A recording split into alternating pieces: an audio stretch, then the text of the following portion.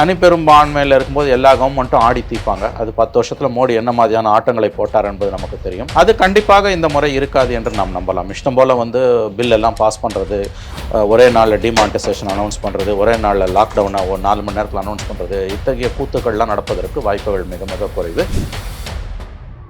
So அவருடைய அரசியல் பயணத்தில் 23 ஆண்டுகள் 13 ஆண்டுகள் முதலமைச்சராகவும் 10 ஆண்டுகள் பிரதம மந்திரியாகவும் இருந்த காலகட்டத்தில் அவர் தனிப்பெரும் கட்சியாகத்தான் பாஜகவை வழிநடத்தியிருக்கிறார். மற்றவர்களை அனுசரித்து போகக்கூடிய போக்கு என்பது மோடிக்கு அறவே அறவே அறவே கிடையாது. ஒரு விதத்தில் பார்த்தால் மோடி ராஜினாமா செய்திருக்க வேண்டும். ஏனெனில் இந்த தேர்தலில் அவர்கள் கொடுத்த வாக்குறுதி என்பது மோடிக்கா சர்க்கார், மோடி கேரண்டி நீ சொல்லிட்டு 303லேருந்து 240 வருது, 20% உன்னோட சீட்டு காலி, 60 சீட்டு போயிருக்குது அப்படின்னா மக்கள் உங்களை நிராகரித்திருக்கிறார்கள் என்று பொருள். ஒருவரை நீங்கள் நேசிப்பதாக கருதப்படக்கூடிய ஒரு சூழ்நிலையில் அவரை நீங்கள் அரவணைக்கிறீர்கள் என்றால் அவரை நீங்கள் அழிக்கிறீர்கள் என்று அர்த்தம். அந்த மாதிரி பிஜேபியோட அணுகுமுறை என்பது அவர்களை அழிக்காமல் பிஜேபி விடாது. மோடி அமித்ஷா கம்பைனுக்கு அது சுத்தமாக கிடையாது. அவங்க எல்லா கட்சியையும் குட்டி குட்டி கட்சிகள்லேருந்து, அதாவது நாகாலாண்டில் ஒரு சின்ன கட்சி கிறிஸ்துவ கட்சி அவங்கள ஆதரித்து உள்ள வரும்போது அந்த கட்சி 2 உடைக்கிறான். அருணாச்சல் பிரதேசில் ஒரு உள்ள கட்சி வரும்போது அவனை 2 உடைக்கிறான்.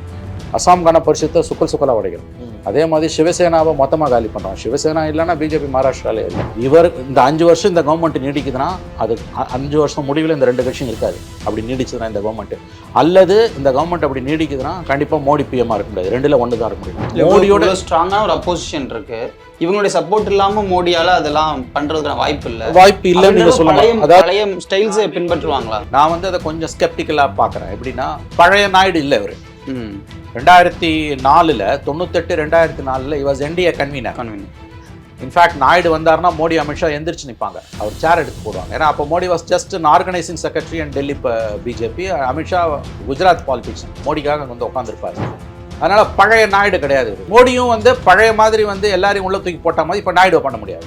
ஸோ 2 பேருக்குமே அந்த பேலன்ஸ், இவரை நம்பி அவர் இருக்காரு. ஆனா பவர்ல இருக்கக்கூடிய Modi is much much more dangerous. நீங்க ஏன் ஸ்பீக்கர் போஸ்ட்டை நாயுடு, சந்திரபாபு நாயுடு அவ்வளவு இன்சிஸ்ட் பண்றாருன்னு நீங்க புரிஞ்சுக்கணும்னா, தன்னுடைய கட்சியை கண்டிப்பாக at some point of time 3 மாசம் பொறுத்தோ 6 மாசம் பொறுத்தோ 1 வருஷம் பொறுத்தோ மோடி உடைப்பார். அதுக்கு தனக்கு ஒரு சேஃப்டி வால்வ் இருக்கணும் ஸ்பீக்கர் கையில் இருந்தான்னு அவர் நம்புறாரு. ஸோ மோடி மீதான நாயுடுவின் நம்பகத்தன்மை எந்த அளவுன்றது நீங்கள் இதிலே புரிஞ்சுக்கலாம். நாயுடுவும் நிதிஷ்குமாரும் they are very shrewd politicians, old fox 2 பேருமே. அவங்களுக்கு தெரியும் மோடி என்ன பண்ண போறாங்க. ஆனால் அது தெரிஞ்சுதான் இந்த கேம் அவங்க ஆடுறாங்க. அதனால தான் ஸ்பீக்கர் போஸ்ட்டை இன்சிஸ்ட் பண்ணுறாங்க.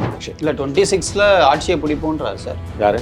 அண்ணாமலை. அது கண்டினியூஸாக அப்படி தான் பேசுகிறாரு. அவர் 2021 வந்தோன்னு என்ன சொன்னார், இனிமேல் டிஎம்கே வர்சஸ் பிஜேபி தான். இந்த எலெக்ஷனில் பேசாத பேச்சு, அது மேக்ஸிமம் அவ்வளோதான். அதுக்கு மேலே அது வளராது. நீங்கள் அசம்பிளியில் எவ்வளோ போய் ஜெயிப்பீங்க? நாங்கள் 26ல் ஆட்சியை பிடிப்போன்றதெல்லாம் அதான் அவர் ஃப்ரஸ்ட்ரேஷனில் பேசுகிறாரு. ஆனால் இதை நம்பி தானே கவர்னர் பொசிஷன் விட்டுட்டு தமிழிசை வந்தாங்க. எம்எல்ஏவாக இருந்துக்கிட்டே நயினார் கண்டெஸ்ட் பண்ணார். இப்போ 4 கோடி கேஸில் வர மாட்டிக்கிட்டாரு. காதலில் தோற்றவன் கவிஞன் ஆகிறான், தேர்தலில் தோற்றவன் கவர்னர் ஆகிறான். தமிழ்நாடு பிஜேபியை பொறுத்த வரைக்கும் எழுதி வச்சுக்கோங்க, கண்டிப்பாக 5 வருஷம் பிஜேபி கவர்மெண்ட் தான் இருக்க போகுது. Maybe with Modi or without Modi. அதனால் பிஜேபி ஏடிஎம்கேவோட போக தான் அவங்க விரும்புவாங்க. பட் அண்ணாமலை இருக்கிற வரைக்கும் அது நடப்பதற்கான வாய்ப்புகள் என்பது மிகவும்.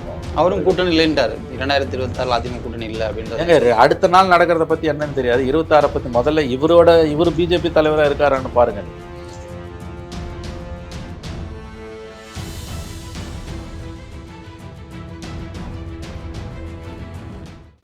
வணக்கம், இது தி டிபேட். நான் தினேஷ். இன்றைய சிறப்பு விவாதத்தில் நம்மோடு இணைந்திருக்கிறார் மூத்த பத்திரிகையாளர் திருமிகு மணி அவர்கள். அவரோடு சேர்ந்து சவுத் எடிட்டர் மனோஜும் இணைந்திருக்கிறார். இருவருக்கும் வணக்கம். இன்னும் ஒரு நாளில் தேசிய ஜனநாயக கூட்டணியின் தலைவராக எல்லாராலும் தேர்ந்தெடுக்கப்பட்டிருக்கக்கூடிய மோடி அவர்கள் மீண்டும் பிரதமராக பதவியேற்க இருக்கிறாரு. குடியரசுத் தலைவர்கிட்ட அதுக்கான இதை கொடுத்துருக்காரு, நம்பர்ஸை கொடுத்துருக்காரு.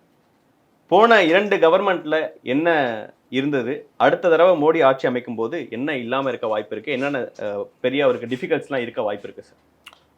2014 மோடி அவர்கள் முதல் முறையாக பதவியேற்ற பொழுது பிஜேபியோட எண்ணிக்கை என்டிஏல, அப்பயும் என்டிஏ தேசிய ஜனநாயக கூட்டணி இருந்தது 282. 272 தான் சிம்பிள் மெஜாரிட்டி, மேஜிக் மார்க்குன்னுவாங்க. 543 பேர் இருக்க மக்களவையில். தனிப்பெரும் மெஜாரிட்டி என்பது, பெரும்பான்மை என்பது 272. அதுக்கு 10 சீட்டு மேலேயே அவங்களுக்கு 282 இருந்தது. மோடி 2.0 2019 303 இருந்தது. ஸோ கடந்த 2 பதவி காலத்திலும் ஆட்சி காலத்திலும் அது டெக்னிக்கலி என்டிஏ கவர்மெண்ட்டாக இருந்தாலும் நடைமுறையில் அது பிஜேபி கவர்மெண்ட்டாக தான் இருந்தது. ஏன்னா அவங்களுக்கு வந்து 272 மேலே 10 சீட்டும் அதுக்கு பிறகு 30 சீட்டும் கூட 31 சீட் இருந்தது. But for the first time இந்த 10 வருஷத்தில் அவங்களுக்கு 272 பிஜேபிக்கு தனியாக கிடைக்கல, 240 தான் கிடச்சிருக்கு. ஸோ 32 சீட்டுக்கு அவங்களுக்கு துண்டு விழுது. அதில் இப்போ என்டிஏக்குள்ளே இருக்கக்கூடிய தெலுங்கு தேசத்தோட 16, நிதிஷ்குமார் ஜனதாதளோட 12, அதை தாண்டி சிராஜ் பாஸ்வானோட கட்சி, பவன் கல்யாண் கட்சி, குட்டி கட்சிகள், இவங்கெல்லாம் என்டிஏக்குள்ளே இருக்க மற்ற பார்ட்னர்ஸ் கிட்டத்தட்ட 53 பேரும் என்னமோ இருக்காங்க. 297 ஐ சப்போஸ். ஸோ அந்த ஒரு 272க்கு மேலே அவங்களுக்கு ஒரு 25 சீட்டு தான் கூட இருக்குது. அந்த 240க்கு மேலே இருக்கக்கூடிய அந்த 55 பேர் சப்போர்ட்டோட தான் அவங்க வந்து இன்றைக்கி வந்து கவர்மெண்ட் ஃபார்ம் பண்ண போகிறாங்க. It is a collision government, it is not a minority government. இது மைனாரிட்டி கவர்மெண்ட் கிடையாது. மைனாரிட்டி கவர்மெண்ட்னா அவங்களுக்கு மெஜாரிட்டி இருக்காது, வெளியிலேருந்து ஆதரிப்பாங்க. கிளாசிக் கேஸ் வந்து 2006-11 தமிழ்நாட்டில் கலைஞர் கவர்மெண்ட்டு மைனாரிட்டி கவர்மெண்ட். ஏன்னா 118 சீட்டு தேவை, 96 தான் கலைஞருக்கு திமுக இருந்தது. வெளியில் இருந்த காங்கிரஸ் 36, பாமக 18 வெளியிலேருந்து ஆதரிச்சாங்க. அதனால் it was a full fledged minority government. Jayalalithaa அதை தான் திரும்ப திரும்ப சொன்னாங்க, which was correct actually. But this government கண்டிப்பாக ஆஸ் ஆஃப் நோ நமக்கு வரக்கூடிய தகவல்கள், Nitish Kumar and Chandrababu Naidu they are going to be part and parcel அமைச்சரவையில் இடம்பெற போகிறார்கள். இது கூட்டணி அரசு. கூட்டணி அரசு வந்து நம்ம வந்து மைனாரிட்டி கவர்மெண்ட்னு சொல்லக்கூடாது. ஒன்று தனிப்பெரும்பான்மை உள்ள அரசு, காங்கிரஸ் அந்த காலத்தில் 80-84 இருந்த மாதிரி. அதுக்கு பிறகு எல்லாமே வந்து கூட்டணி அரசு தான்.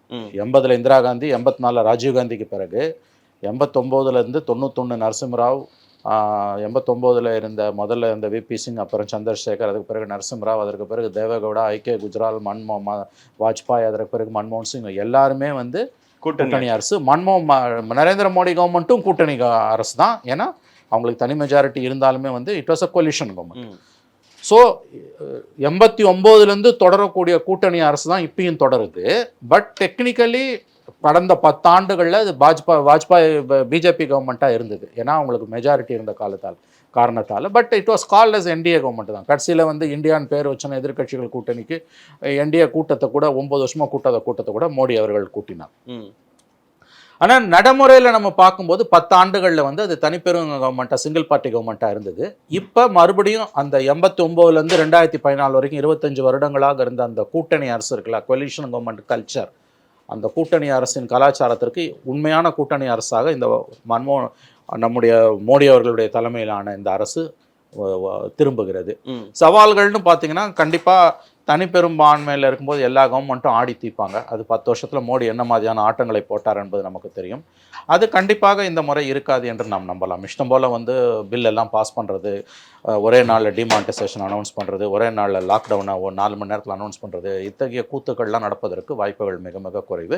இது வந்து நன்றாக நினைவில் கொள்ளுங்கள், 1989 இன்று வரையில் 35 ஆண்டுகளாக கூட்டணி அரசுகள் தான் இந்தியாவை ஆண்டு கொண்டிருக்கின்றன.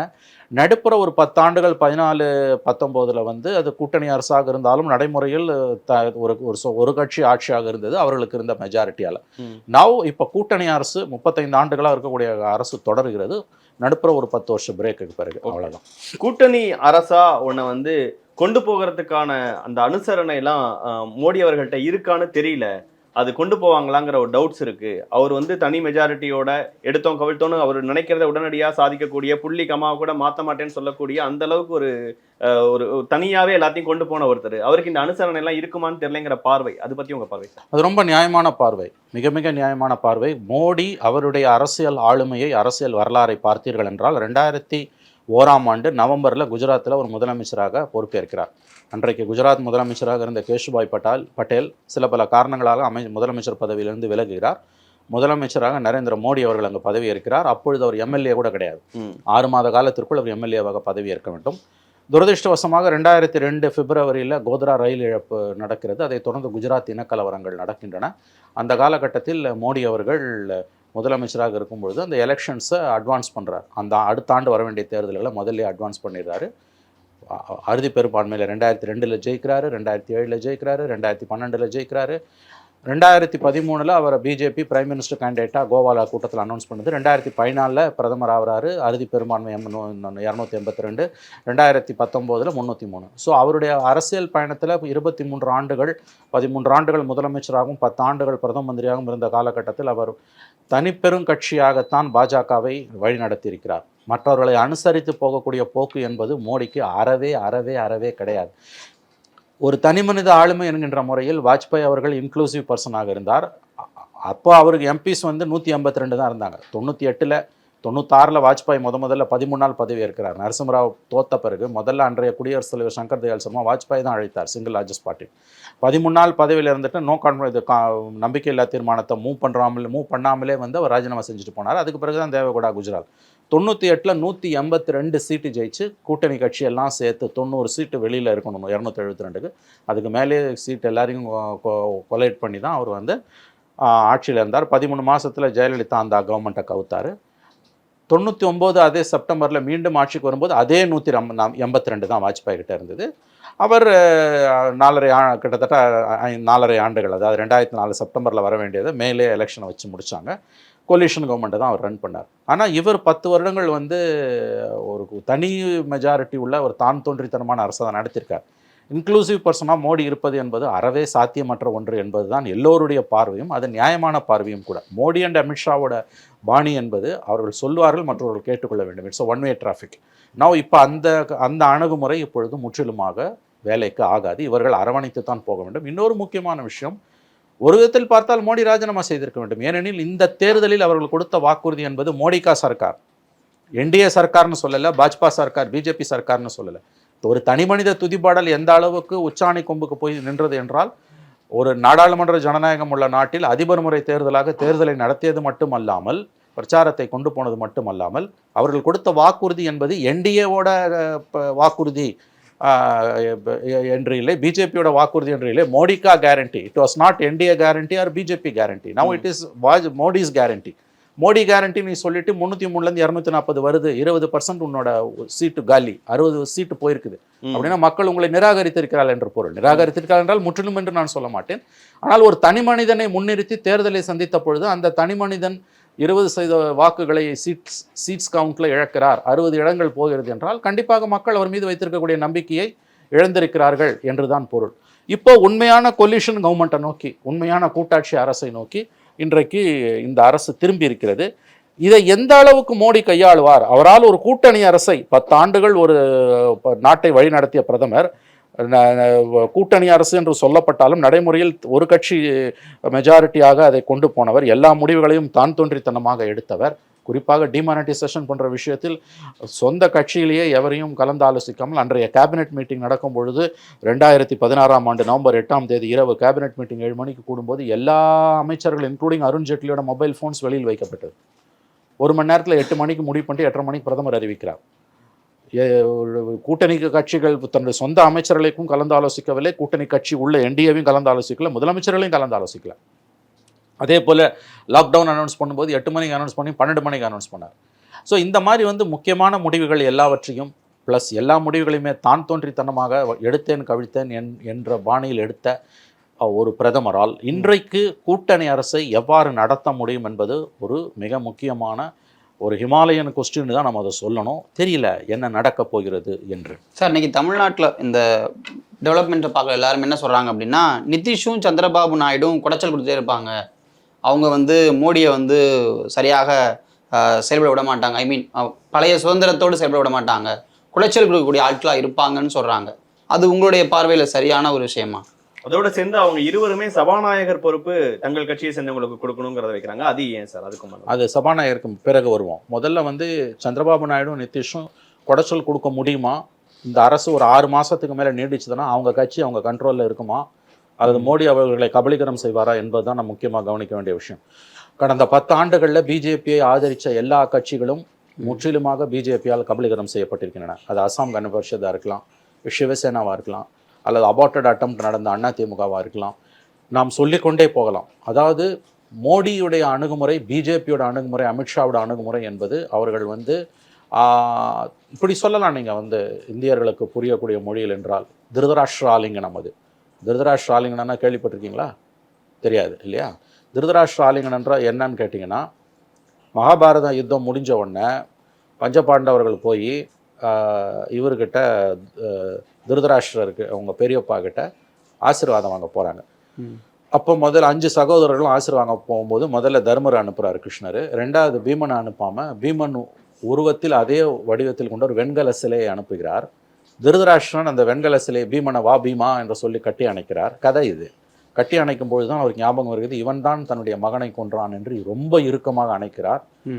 ரொம்ப இறுக்கமாக அணைக்கும் போது எந்த அளவுக்கு போகிறது என்றால் அந்த வெண்கல சிலையை உடைந்து சிதறுகிறது. அந்த சிதைந்த பிறகு திருதராஷ்டிரர் அழுகிறார், ஐயோ என்னுடைய தம்பி மகனை நானே கொன்று விட்டேனே என்று. அப்போ கிருஷ்ண பரமாத்மா சொல்றார், இது நடக்கும்னு எனக்கு தெரியும், அதனால தான் நீ முதல்ல வந்து கட்டி பிடிச்சி இருக்குனது வந்து சிலை, இப்போ நான் உண்மையான பீமனை அனுப்புகிறார். இது வந்து ஒரு கதை, இது வந்து புராண கதை. இதோட அர்த்தம் என்னன்னா, ஒருவரை நீங்கள் நேசிப்பதாக கருதப்படக்கூடிய ஒரு சூழ்நிலையில் அவரை நீங்கள் அரவணைக்கிறீர்கள் என்றால் அவரை நீங்கள் அழிக்கிறீர்கள் என்ற அர்த்தம். புரியுது இல்லையா நான் சொல்றது? அந்த மாதிரி வந்து பிஜேபியோட அணுகுமுறை என்பது கூட்டணி கட்சிகளை பொறுத்தவரையில் திருதராஷ்டிர ஆலிங்கனம்.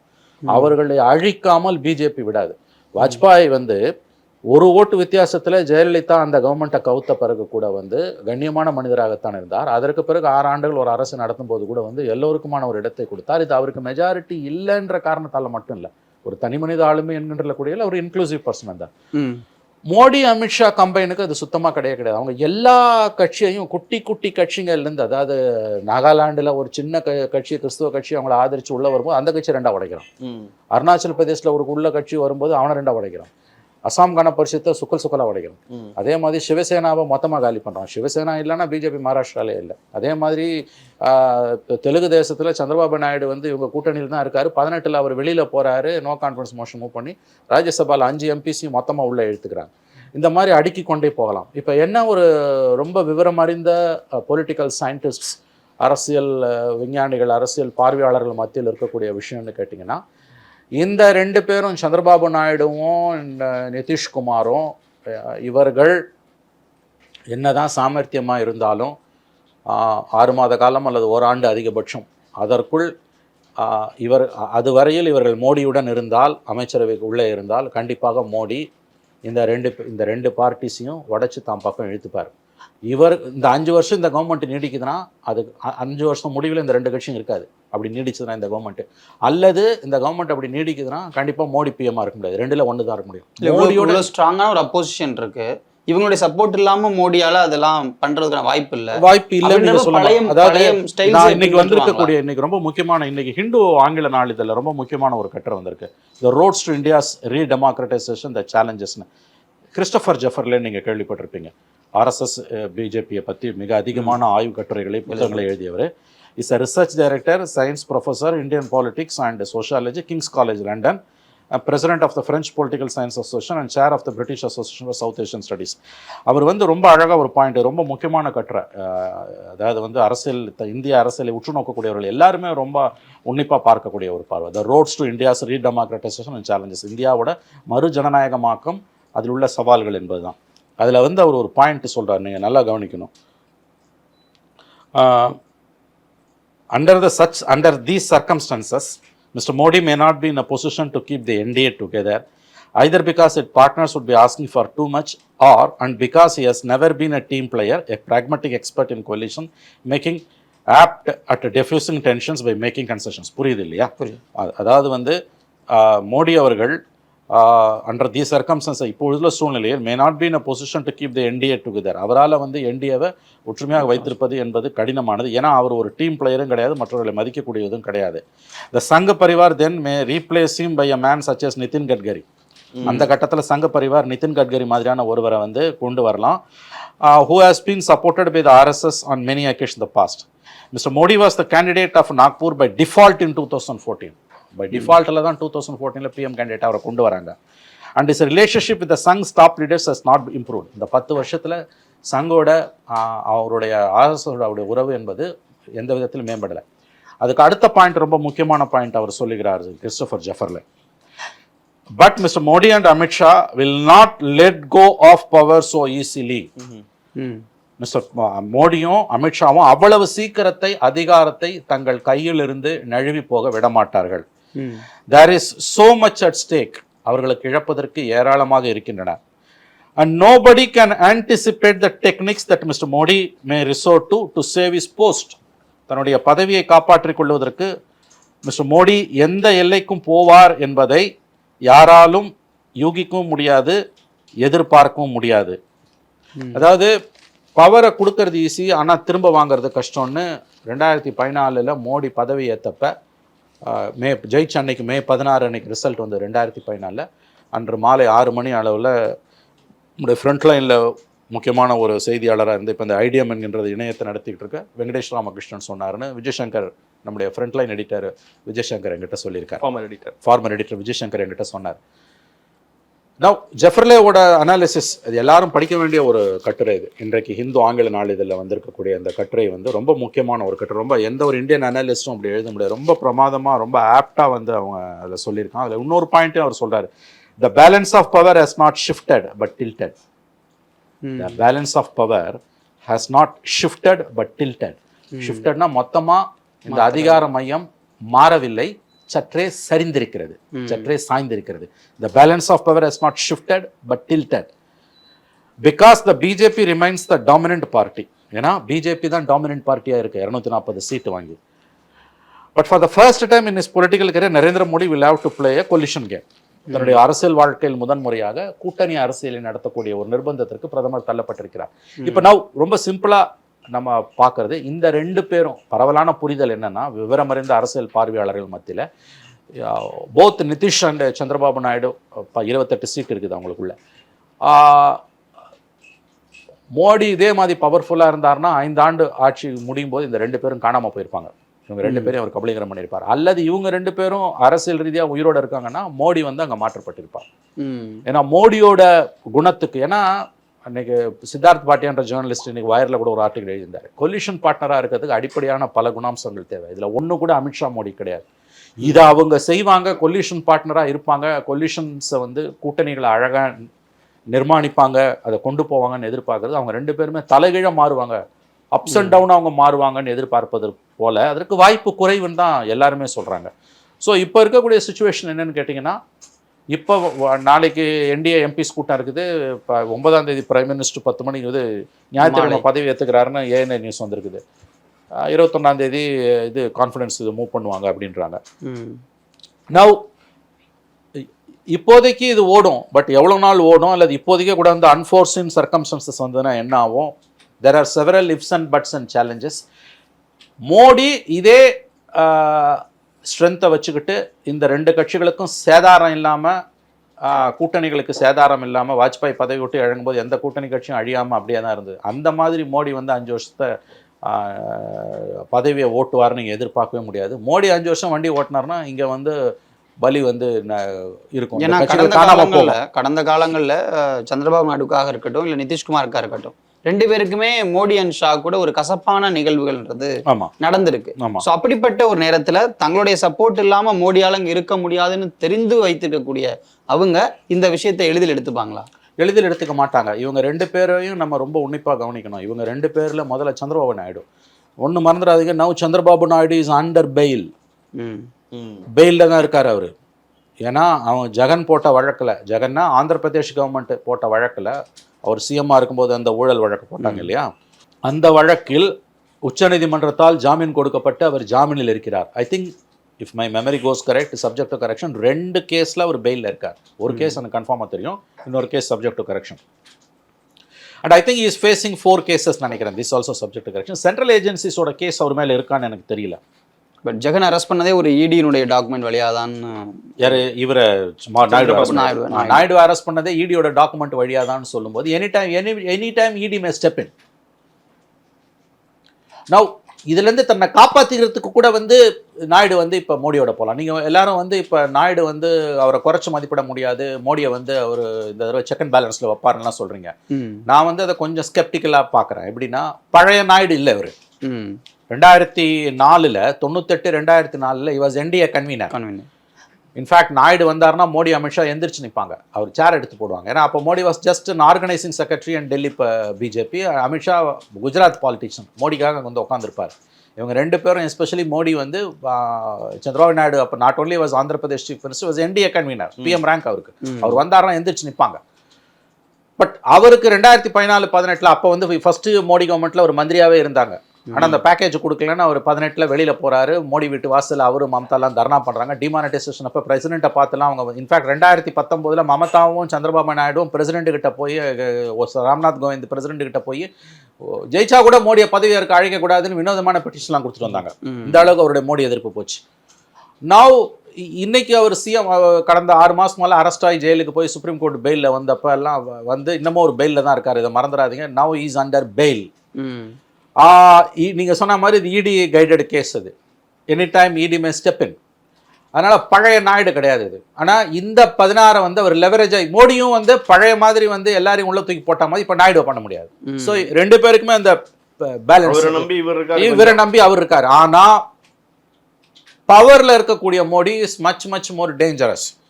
என்னதான் வந்து அவர்கிட்ட வந்து இது எம்பிஸ் இல்லைனாலும் 240 தான் இருக்குது, 32 எம்பிஸ் துண்டு விழுதுனாலும் பவர் இருக்குதுன்னா தட் இஸ் கம்ப்ளீட்லி வந்து டிஃப்ரெண்ட். ஸோ இந்த இடத்துல நாயுடுவால வந்து பழைய மாதிரி வந்து அவரை வந்து நீடில் பண்ண முடியுமா, செக்ல வைக்க முடியுமா? ஏன்னா கன்சால்டேட் பண்ணிட்டார் மோடி 6 மாசம் 9 மாசத்துலன்னா Naidu will be completely subservient. இந்த 16 எம்பிஸ் உள்ள இழுத்துட்டாரும் வச்சுக்கோங்க, முடிஞ்சு போச்சு கதை. அண்ட் நிதிஷை பொறுத்த வரைக்கும் நிதிஷ் வந்து எப்படி சொல்றதுன்னு கேட்டிங்கன்னா, நிதிஷ் வந்து ஒரு டிகேயிங் பாலிட்டிஷியன் வாங்க, அதாவது வந்து அவர் தேய்வடைந்து கொண்டிருக்கிறார்.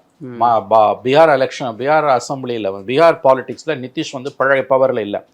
அடுத்த ஆண்டு பீகார் எப்படி சார் அது அப்புறம் பேசுவாங்க. 12 எம்பிஸ் இன்னைக்கு கையில் இருக்குது. அடுத்த வருஷம் பீகார்ல எலெக்ஷன், அடுத்த வருஷம் பீகார்ல எலெக்ஷன் இருக்குது. பீகார் எலெக்ஷனில் மோடியை மீறி அவரால் போக முடியுமா? ஏன்னா அவர் வந்து இந்தியா பிளாக்கை உதறிட்டு 5 மாநில தேர்தல் முடிவு பிறகு அந்த பக்கம் போனதே வந்து ஃபார் லைஃப் டிசிஷன். அது இன்னொரு தடவை பல்ட்டிலாம் கிடையாதுன்னு முடிஞ்சு தெரிஞ்சிச்சு. அவருக்கும் வயசாகுது, அவர் பையனை கொண்டு வந்துட்டார்.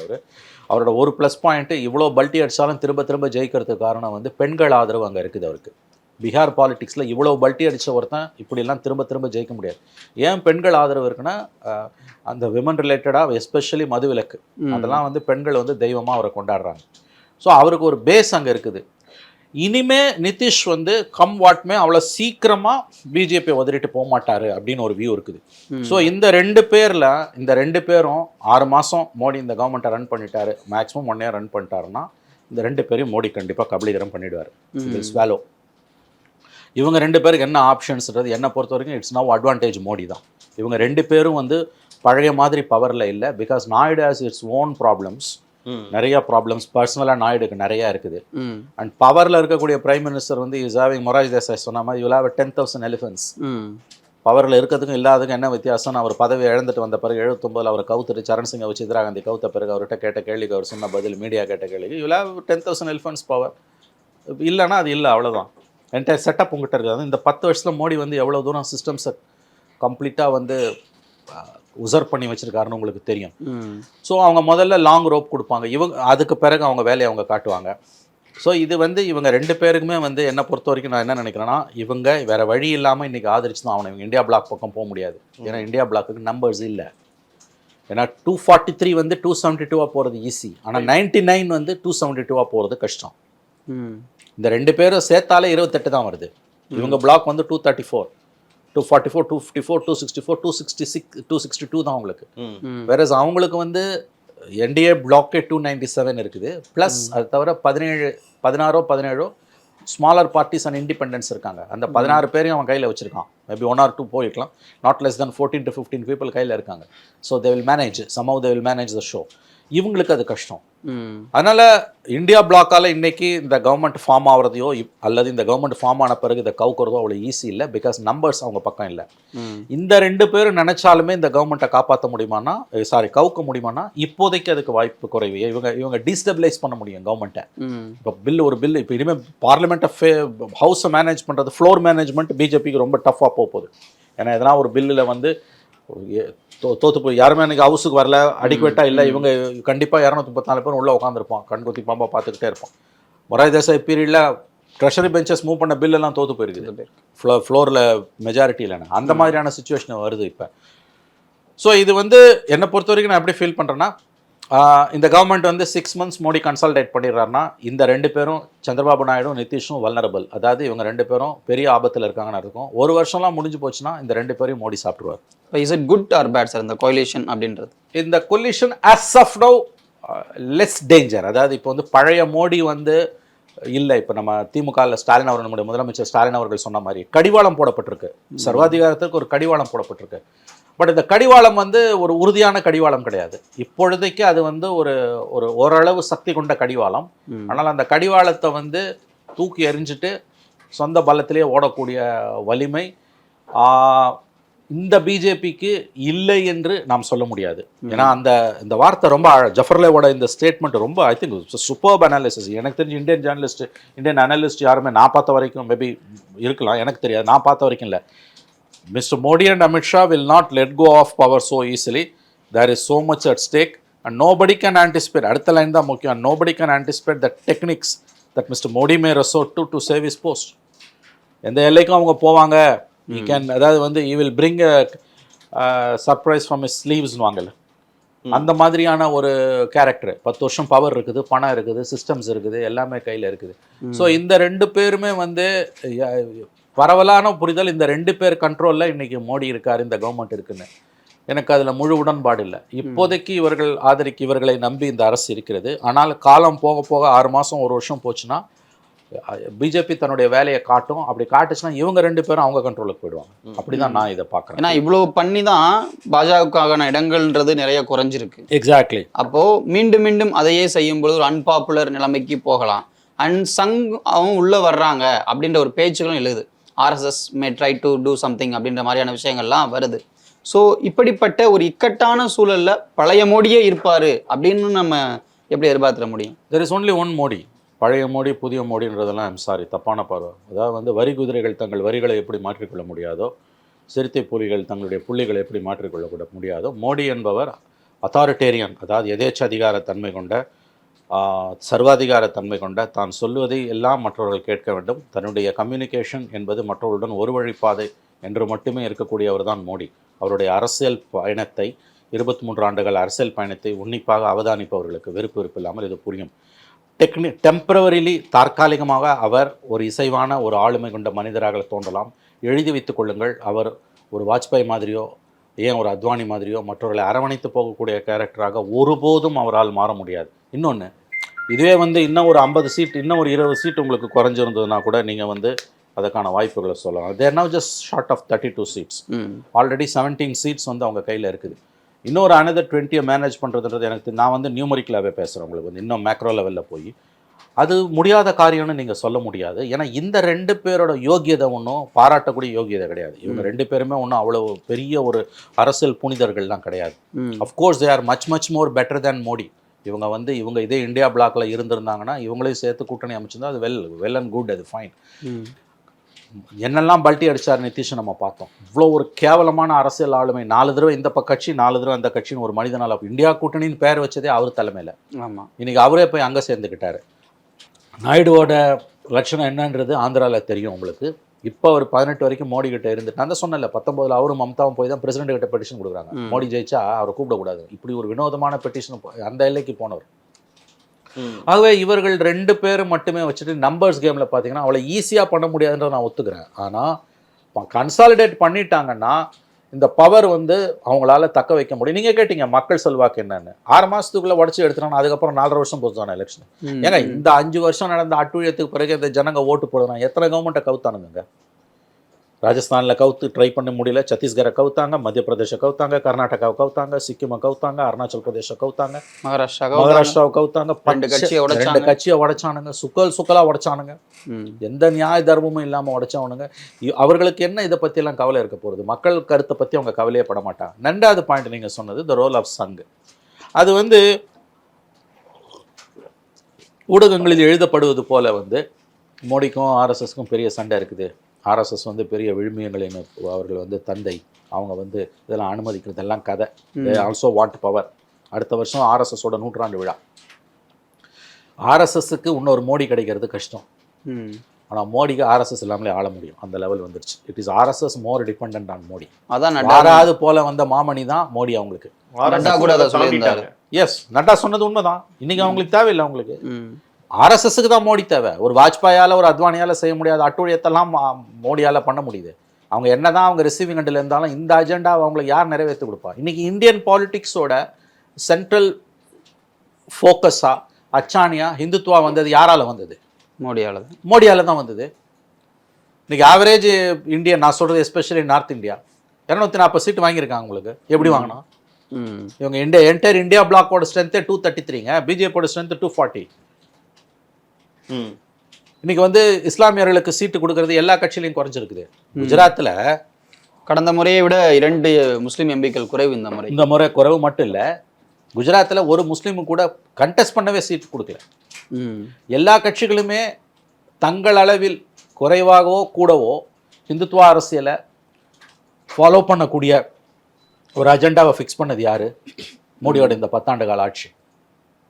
இந்தியாவில் இருக்கக்கூடிய முக்கியமான எல்லா அமைப்புகள்லையும் ஸ்தாபனங்கள்லையும் ஆர்கனைசேஷன்ஸ்லையும் சென்ட்ரல் செக்ரட்டரியேட்னு சொல்லக்கூடிய மத்திய அரசு அலுவலகங்கள், தலைமை அலுவலகங்கள், கல்வி நிறுவனங்கள், எல்லா கல்வி நிறுவனங்கள், ஸ்போர்ட்ஸ் பாடிஸ், வங்கிகள், கலாச்சாரத்துறை, கலைத்துறை சார்ந்த அமைப்புகள், இந்த மாதிரி எல்லா இந்தியாவின் அனைத்து உயர் பதவிகளிலும் உயர் இன்ஸ்டிடியூஷன்ஸ்லையும் நிறுவனங்கள்லையும் இன்றைக்கி கம்ப்ளீட்டாக ஆர்எஸ்எஸோட இன்ஃப்ளூயன்ஸுன்றதுக்கு நீங்கள் நினைச்சே பார்க்க முடியாத அளவுக்கு இன்ஃப்ளூயன்ஸ் இருக்குது. நாளைக்கு ஒரு ஆட்சி மாற்றம் ஏற்பட்டால் கூட இதை டீடாக்சிஃபை பண்ணுறதுன்னு வாங்க குறைஞ்சது 10லேருந்து 15 வருஷமாக அது ஆகுன்றான்.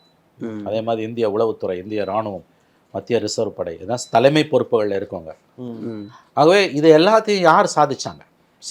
ஒன்று ஞாபகம் வச்சுக்கோங்க, இதே ஜெஃபரில் தான் ஒரு வயரில் கரண் தாப்பர் கொடுத்த இன்டர்வியூவில் 3 மாதம் மேலே சொல்லியிருந்தார், இந்த இடத்துக்கு வரத்துக்கு அவங்களுக்கு 100 வருஷம் இருக்குது. அடுத்த வருஷத்தோட 100வது ஆண்டு விழா ஆர்எஸ்எஸ்க்கு. இந்த இடத்துக்கு வரத்துக்கு அவங்களுக்கு 100 வருஷம் ஆயிருக்கு. 100 வருஷம் அவன் காத்திருந்தான். அவ்வளவு சீக்கிரமாக மோடியை ஆர்எஸ்எஸ் கைவிடாது. Contrary to prevailing perception section of media, Modi மேலே அவங்களுக்கு வருத்தம் உண்டு, கோபம் உண்டு, எல்லாம் உண்டு. ஆனால் அவ்வளவு சுலபமாக மோடியை மாற்றவோ மோடிக்கு மாற்றாக வேறொருவரை கொண்டு வரவோ அவர்கள் ஒப்புக்கொள்ள மாட்டார்கள். ஏன்னா அந்த பவர்ஃபுல் பர்சனும் கிடையாது, அது அவங்களுக்கும் ஆபத்து. அன்லெஸ் சம்திங் கோஸ் வெரி சீரியஸ்லி ராங். இப்போ அதுக்கு வாய்ப்பு இருக்குது. இப்போ ஏன்னா 2 ஆட்சி காலத்தில் மெஜாரிட்டி அவர் கையில் இருந்தது, எல்லாம் அடங்கி போனாங்க. இந்த முறை வந்து அவரோட சவால் பிஜேபிக்கு உள்ளேருந்தும் அதிகமாக வரும், வெளியிலேருந்து மட்டும் இல்லை, அப்போசிஷன் கிட்ட இருந்து மட்டும். ஏன்னா 234 பேர் சபையில் போய் உட்கார போகிறோம். ஃபஸ்ட் டைம் 10 வருஷத்தில் லீடர் ஆஃப் த அப்போசிஷன் ராகுல் காந்தி வராரு. நீங்கள் வந்து எல்லா கேள்விக்கும் பதில் சொல்லி ஆகணும், போராட்டங்கள் தெருக்களுக்கு போகும். அப்போசிஷன் ஹஸ் டேஸ்டட் பிளட்ன்னு தான் எழுதுறாரு ஜெஃபர்லே கூட. ஸோ தனக்கு வாய்ப்பு இருக்குன்றதா அப்போசிஷன் புரிஞ்சுக்கிச்சு. ஆனால் இந்த சேலஞ்சு வந்து அப்போசிஷன் கிட்ட மட்டும் வராது, மோடிக்கு உள்ளேருந்தும் வரும், பிஜேபிக்கு உள்ளேருந்தும் ஆர்எஸ்எஸ்க்கு உள்ளேருந்தும் வரும். But nothing succeeds like success in life. நீங்கள் அதை ஒன்று ஞாபகம் வச்சுக்கோங்க. இன்றைக்கி 1000 விமர்சனம் நீ பண்ணலாம், ஜனநாயகம் செத்து போச்சு, இந்துத்துவாவுக்கு எதிரானது, ஆர்எஸ்எஸ்ஸே மோடி கபலீகரம் பண்ணிட்டார், நட்டா சொன்னார், நீங்கள் சொன்னீங்களே எங்களுக்கு ஆர்எஸ்எஸ் தேவையில்லை அப்படின்னு, அதெல்லாம் சொன்னால் கூட மோடிக்கு ஆர்எஸ்எஸ் தேவையில்லை, ஆனால் ஆர்எஸ்எஸ்க்கு மோடி வேணும். ஆர்எஸ்எஸ்ஸை சொல்லுங்கள், எங்களுக்கு ஆர்எஸ்எஸ் தேவையில்லை நட்டா சொன்னார்ல, மோகன் பகவத்தியோ அவருக்கு 10 படி கீழே இருக்கவனையும் எங்களுக்கு மோடி தேவையில்லை, பிஜேபி தேவையில்லைன்னு சொல்லுங்களேன். சொல்ல முடியாது அவங்களால. அந்த அமைப்போட தத்துவங்கள் புரிந்தவர்களுக்கு இது மோடி அவர்களுக்கு வராது போல வந்த மாமணி, 100 ஆண்டில் ஒரு முறை கிடைக்கக்கூடிய தலைவர், அவ்வளவு சுலபமாக அவரை இழக்க மாட்டார்கள். ஜெஃபர்லே சொன்ன மாதிரி இந்த ரிசல்ட்டை நம்ம எப்படி பார்க்கணும்னா, power is not shifted but tilted. ஒரு செட்பேக் வந்திருக்குது மோடிக்கு, பட்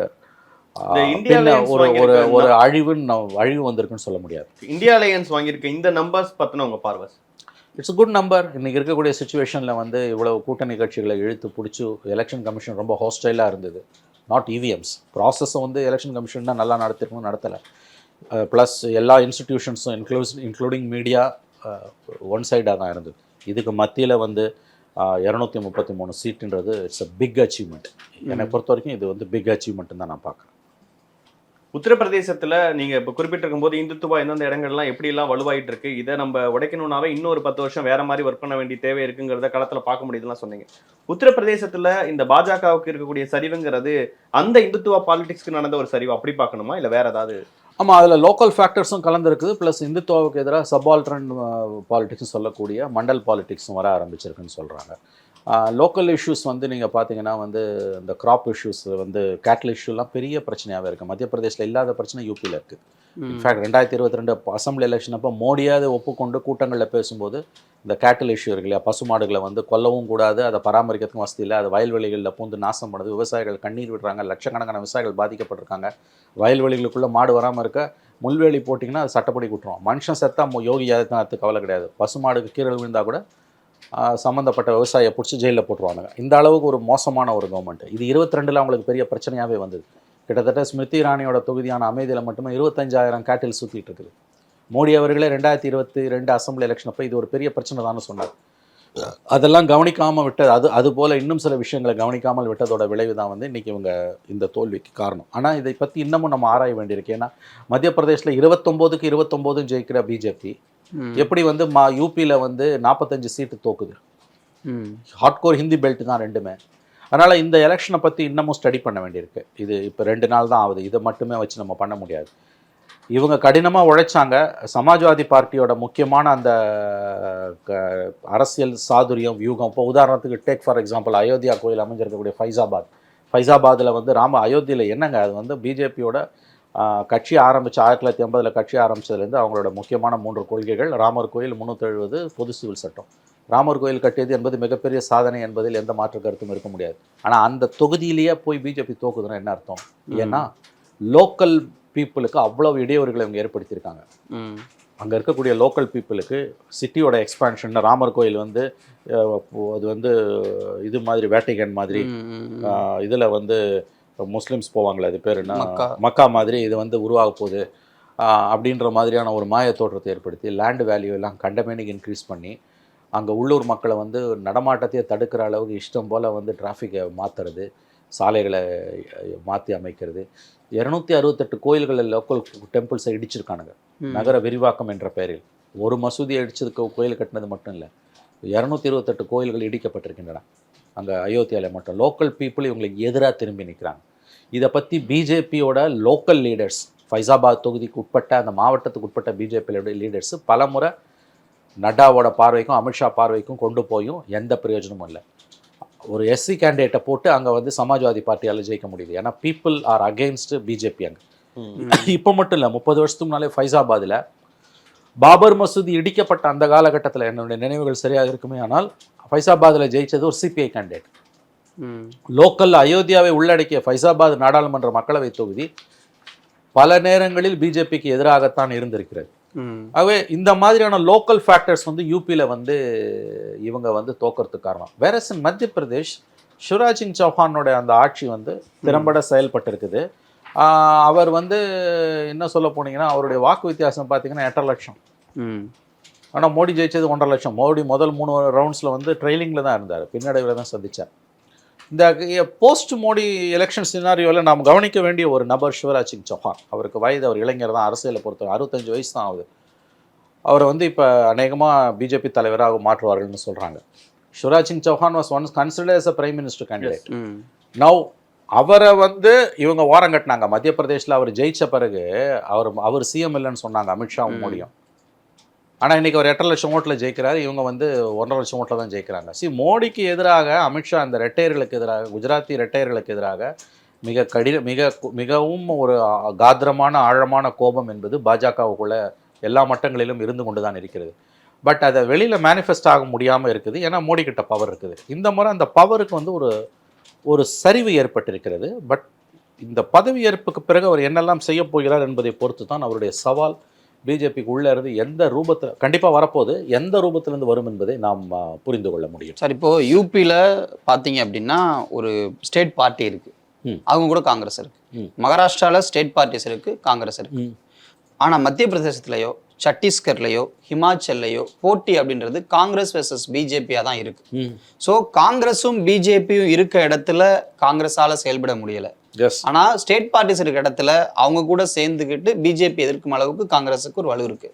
ஸோ அப்போ பிஜேபியை எதிர்க்க முடியாம, ஐ மீன் எங்கெல்லாம் காங்கிரஸும் பிஜேபி நேரடி ஃபைட் இருக்கோ அங்க பிஜேபியால வின் பண்ண முடியுது. இப்போ நம்ம யூபி எடுத்துக்கிட்டோம் அப்படின்னா சமாஜ்வாதி இல்லாம காங்கிரஸால ஜெயிக்க முடியுமானா இட்ஸ் $1 million கொஸ்டின். Yes. மத்திய பிரதேசம் அதான் நடந்திருக்கு நான் நினைக்கிறேன். ஸோ இது இந்த புரிதல் சரியா? கரெக்ட், நீங்கள் சொல்கிறது 100% சரி. அதாவது வந்து பாஜகவோட அக்ரஸிவான கம்யூனல் பாலிட்டிக்ஸை ஸ்டேட் பார்ட்டிஸ் அப்போஸ் பண்ணுற மாதிரி, ரெசிஸ்ட் பண்ணுற மாதிரி, மாநில கட்சிகள் எதிர்ப்பது மாதிரி காங்கிரஸால் எதிர்க்க முடியல. ஏன்னா அதுக்கு வந்து ஸ்ட்ரக்சரலாகவே பல காரணங்கள் இருக்குது. என்னன்னு கேட்டிங்கன்னா, காங்கிரஸ் வந்து இப்போ 139 ஆண்டுகளை பூர்த்தி அடைந்து 140வது ஆண்டில் இந்த டிசம்பர் வந்ததுன்னா அடி எடுத்து வைக்க போகுது. 1885ஆம் ஆண்டு தொடங்கப்பட்ட காங்கிரஸ் கட்சி 139 ஆண்டுகளை இந்த வருஷம் இந்த டிசம்பர் வந்ததுன்னா 139 வயசு முடியுது. அதுக்கு 138 வயசு அது கட்சிக்கு. ஒரு மனிதனுக்கு எப்படி ஆயுள் இருக்கோ அந்த மாதிரி ஸ்தாபனங்களுக்கும் ஆயுள் உண்டு. ரெண்டாவது, Congress itself is a soft Hindutva party. இன்னைக்கு இல்லை, ஆரம்பத்துலேருந்தே 1885லேருந்தே நீங்கள் பார்த்தீங்கன்னா சுதந்திர போராட்ட காலம் முழுவதும், சுதந்திரத்துக்கு பிறகும் நீங்கள் பார்த்தீங்கன்னா வந்து அது வந்து ஒரு விதத்தில் வந்து ஒரு இந்து மதம் மாதிரிடுவாங்க. அதாவது வந்து காங்கிரஸில் எவனையும் சேர்த்துக்கிறதும் கிடையாது, எவனையும் விளக்குறதும் கிடையாது. எவன் வேணால் என்ன வேணால் இருக்கலாம். ரைட் இருப்பான், ரைட் ஆஃப் சென்டர் இருப்பான், லெஃப்ட் இருப்பான், லெஃப்ட் ஆஃப் சென்டர் இருப்பான், லெஃப்ட் எக்ஸ்ட்ரீமிஸ்ட் இருப்பான், பிராந்தியவாதம் பேசுகிறவன் இருப்பான், எல்லாரும் தப்புன்னு சொல்கிறவனும் இருப்பான். இந்த எண்டுலேருந்து அந்த எண்டு வரைக்கும் காங்கிரஸ். இன்ஃபேக்ட் அதோட பலமும் அதுதான், பலவீனமும் அதுதான். நீங்கள் வந்து என்ன வேணால் எதிர்த்து பேசலாம். தட் எசன்ஸ் ஆஃப் டெமோக்ரஸி தான் டிசன்ட். அந்த dissent is the essence of democracy காங்கிரஸில். ஆனால் அவ்வளவு சுதந்திரம் கொடுத்தாலும் கடைசியில் தலைமை எடுக்கக்கூடிய முடிவுக்கு கட்டுப்பட்டு தான் இருந்துகிட்டு இருந்தாங்க. சுதந்திரத்துக்கு பிறகு வந்து கோவிந்த் வல்லபன், சர்தார் வல்லபாய் பட்டேல், இவங்க எல்லாரையும் வந்து பாபு ராஜேந்திர பிரசாத், இவங்கெல்லாம் ஒரு பக்கத்துலையும், நேரு இன்னொரு பக்கத்துலையும் தான் இருந்தாங்க, அம்பேத்கர் இன்னொரு பக்கத்தில் இருந்தார். ஸோ காங்கிரஸோட அடித்தளம் என்பதே அதுக்குள்ளே வந்து அது ஒரு சாஃப்ட் இந்துத்துவான்றது எப்பயுமே இருந்துக்கிட்டு தான் இருந்தது. ராஜீவ்காந்தியோட பிரிவுக்கு பிறகு, ராஜீவ்காந்தியோட மரணத்துக்கு பிறகு, ராஜீவ் பீரியட்லேயே அந்த ஆபத்து வர ஆரம்பிச்சிருச்சு. நரசிம்மராவ் பீரியடில் வந்து அது பாபர் மசூதி இடிச்சப்போ அந்த பீரியட்லாம் வந்து Congress itself has become a rightist பார்ட்டின்னு ஓப்பனாக சொல்ல முடியாட்டியும் அந்த டெண்டன்சிஸ் அதிகமாக உள்ள ஒரு பார்ட்டியாக அது ஆகி போயிடுச்சு. இன்ஃபேக்ட் 1970s எனக்கு பெயர் மறந்து விட்டு ஒரு பெரிய ரஷ்யன் அனலிஸ்ட், பொலிட்டிக்கல் அனலிஸ்டோட ஃபேமஸ் வேர்ட்ஸ் வந்து Congress itself is a coalition. எப்போ அவன் 1970 சொல்கிறான். அப்போ கட்சிகளே கிடையாது. ஜனசங்கு, காங்கிரஸ், தமிழ்நாட்டில் திமுக மாதிரியான பிராந்திய கட்சிகள், ஒரு இந்தியா பூராவே 4 கம்யூனிஸ்ட் கட்சிகள், 2 கம்யூனிஸ்ட், மொத்தமே ஒரு 6-7 கட்சிகள் தான் இந்தியா பூராவே. அந்த பீரியட்லேயே அவன் சொல்கிறான், ரஷ்யன் அனலிஸ்ட், காஷ்மீர்லேருந்து கன்னியாகுமரி வரைக்கும் அவன் அனலைஸ் பண்ணிட்டு சொல்கிறான், Congress itself is a collision. இன்றைக்கி அது வந்து வெளிப்படையாக அவங்களுக்கு வந்து வந்திருக்குது. நீங்கள் சொல்கிறது கரெக்ட். அதாவது பிராந்திய கட்சிகள் பலமாக இருக்கிற இடத்துல பிஜேபிக்கான சவால் என்பது மிக வலுவாக இருக்கிறது. பிஜேபியோட வளர்ச்சியை வந்து பிராந்திய கட்சிகள் பெரிய அளவில் தடுத்து நிறுத்தின. உதாரணத்துக்கு தமிழ்நாட்டில் எடுத்துக்கோங்க. தமிழ்நாட்டில் திமுக இல்லைன்னா காங்கிரஸோட கதி என்ன?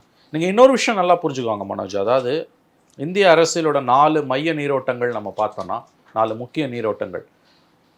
காங்கிரஸ் பேர் இயக்கம் 1885 19ஆம் நூற்றாண்டில் வந்தது. மற்றது 3 20ஆம் நூற்றாண்டில் 1920களில் வந்தது. எது? Jan Sangh, RSS, right wing BJP. Number 3 communist movement. Number 4 Dravidar Kazhagam, Dravidian movement. இந்த 4 தான் இந்திய அரசியலோட 4 முக்கியமான மைய நீரோட்டங்கள் நம்ம சொல்லலாம். 4 different mainstreams. Congress, RSS, BJP, communists and Dravidian movement. இல்லை காங்கிரஸ் வந்து குறைஞ்சிக்கிட்டே வருது. அதோட ஆயுள், அதோட வீரியம் என்பது குறைஞ்சிக்கிட்டே இருக்குது. பட் ஏதோ ஒரு ரூபத்தில் இருந்துக்கிட்டு தான் இருக்குது. அதுதான் இப்போ பவுன்ஸ் பேக் ஆகிருக்கு. காங்கிரஸ்க்கு அந்த ரெசிலியன்ஸ் உண்டு, எவ்வளவு தோல்வியிலிருந்து மீண்டு வரக்கூடாது.